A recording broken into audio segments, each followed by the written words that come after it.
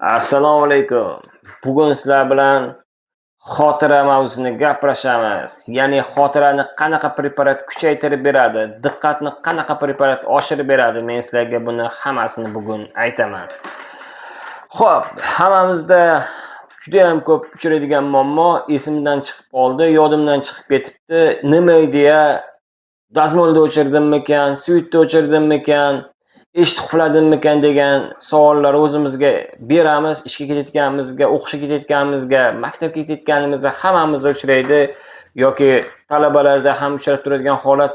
Bugun fizika darsim bor edi, fizika daftarini, konspektini oldimmikan degan yoki o'shanaqa problema hammada ko'p, chunki bizda juda ham ko'p stress bilan bog'liq diqqatning buzilishi alomatlar hamma, yoshda ham, qarida ham, yoshi kichkina insonlarda ham juda ham ko'p kuzatiladi. Buni men bugun bitta tabletka bilan, bitta kapsula bilan sizlarga yechim qilib beraman. Inshaalloh. Ketdik.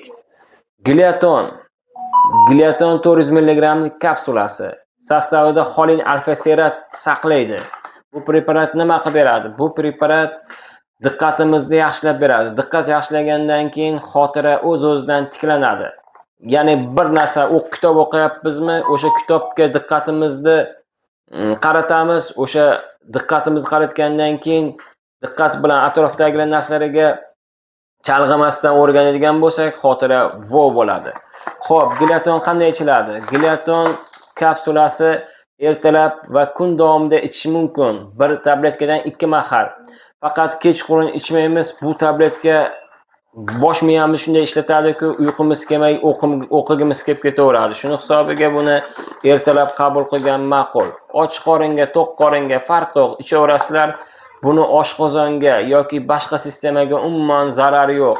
Gliaton kapsulani hamma aptekadan topsa bo'ladi. Albatta mutaxassis nevrolog bilan maslahatlashib ichganingiz sizga yaxshi. Hammaga mos keladigan kapsula. To'g'ri, 12 yoshdan kattalarga bir tabletkadan 2 mahal, undan oshganlarga ham bir tabletkadan 2 mahal va buni ustunlik tomoni shundaki 3 oygacha ichsa bo'ladi. Bir tabletkadan, bir kapsuladan 2 mahal. Albatta, videoda gliaton bo'lganiga eslab qoling, chunki bu turdagi dori vositalar bor.